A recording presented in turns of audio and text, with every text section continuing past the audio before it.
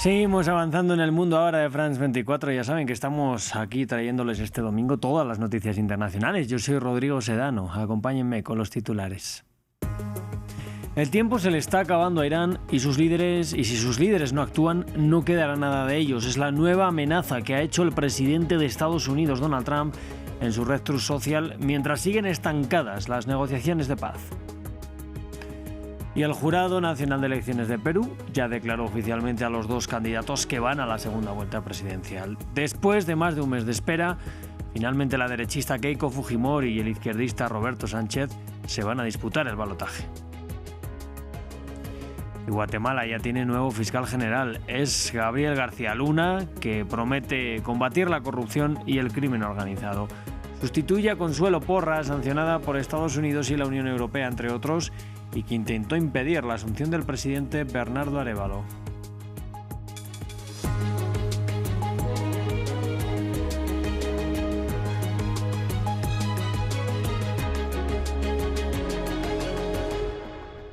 Vamos a abrir este informativo con la guerra iniciada por Estados Unidos e Israel contra Irán y la última amenaza de Donald Trump contra el país de mayoría persa.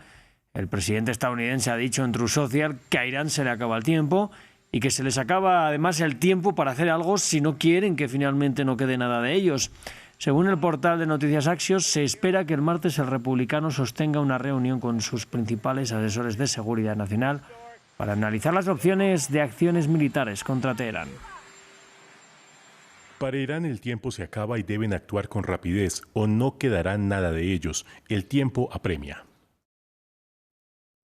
Entre tanto, Emiratos Árabes Unidos ha sufrido un nuevo ataque con drones que se dirigían a la única central nuclear del país. Un ataque que por el momento nadie se ha reivindicado y que impactó contra un generador eléctrico situado fuera del perímetro interior de la central nuclear. Emiratos ha estado culpando a Irán de ataques a su territorio desde el inicio de este reciente conflicto en torno al estrecho de Hormuz. Hablamos de otro conflicto, vamos hasta Ucrania, que lanzó su mayor ataque en más de un año contra la capital de Rusia. El Ministerio de Defensa ruso afirma que entre la noche y la madrugada derribó 556 drones ucranianos en 14 regiones y en la península de Crimea. Los ataques dejaron al menos 4 muertos y 12 heridos. Por su parte, el presidente ucraniano Volodymyr Zelensky justificó los bombardeos diciendo que son una represalia por la ofensiva aérea rusa contra Kiev durante esta semana. Ventanas destrozadas tras un ataque contra edificios residenciales, esta vez del lado ruso. Con casi 600 drones, Ucrania lanzó uno de sus mayores ofensivas contra Moscú y sus alrededores. Un ataque que dejó a varias víctimas mortales y demuestra la capacidad de Ucrania de alcanzar blancos alejados de la frontera. L'Ukraine produit de plus en plus, ils produisent des missiles dont la portée est de... Ucrania produce más misiles con un alcance cada vez mayor, mientras que del lado ruso, de los 1000 sistemas de defensa antiaérea, el desgaste es muy importante. A Rusia le resulta cada vez más difícil proteger todas sus infraestructuras críticas. Il est de plus en plus difficile à la Russie de protéger la totalité de ses infrastructures critiques.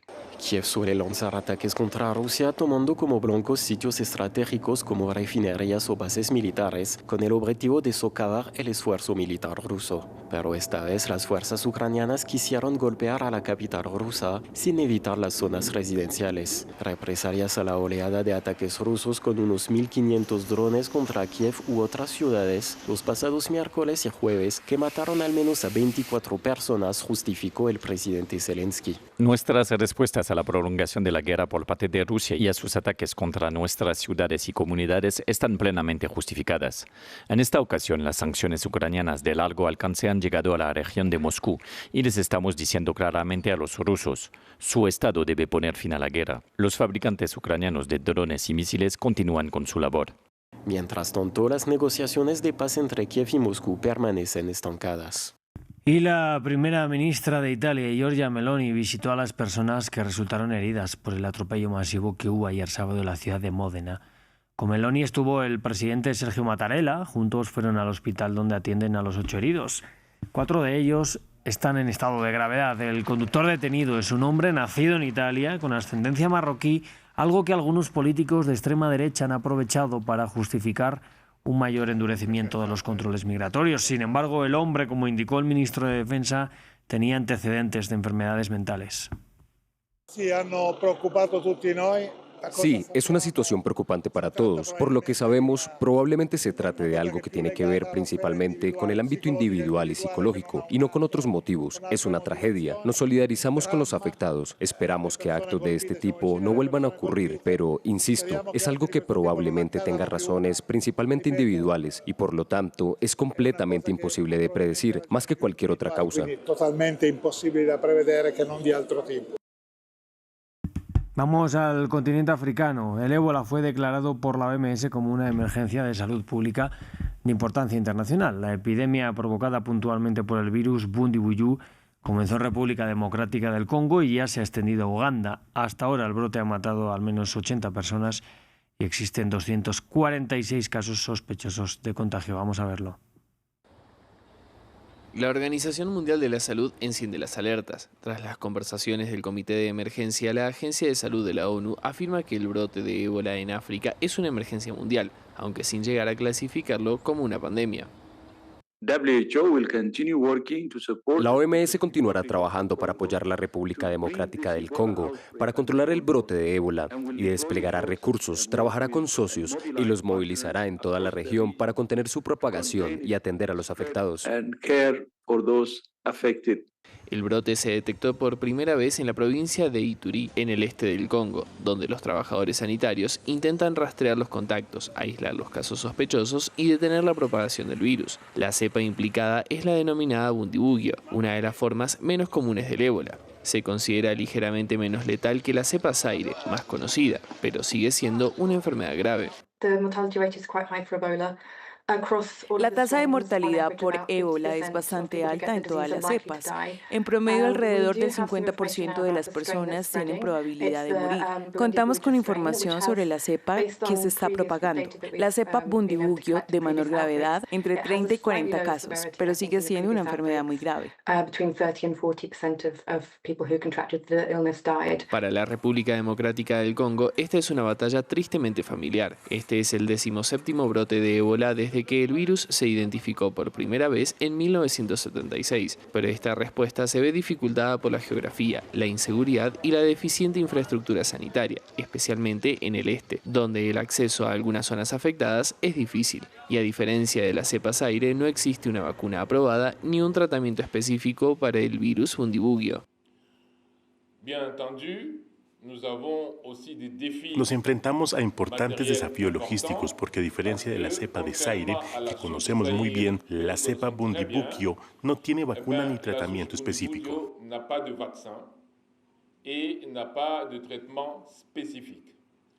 La OMS insta a los países afectados a activar medidas de emergencia, pero pide no cerrar fronteras ni imponer restricciones comerciales, advirtiendo que tales medidas podrían empujar a las personas a cruzar la frontera de forma informal y dificultar la contención del brote. Sin embargo, Ruanda cerró la frontera que limita con la República Democrática del Congo, debido a un caso registrado en la ciudad de Goma. En Uganda también se han reportado casos entre viajeros procedentes del Congo. Y en Perú, el Jurado Nacional de Elecciones proclamó este domingo los resultados oficiales de las elecciones presidenciales. Han confirmado a la conservadora Keiko Fujimori y el izquierdista Roberto Sánchez como candidatos para la segunda vuelta, más de un mes después de la primera vuelta. El ultraderechista Rafael López Aliaga, que quedó finalmente tercero, ha rechazado esos resultados. Tras 5 semanas de espera, los resultados oficiales de la primera vuelta presidencial fueron proclamados este domingo. La derechista Keiko Fujimori, que encabeza la formación Fuerza Popular, se enfrentará a Roberto Sánchez, del partido de izquierda Juntos por el Perú.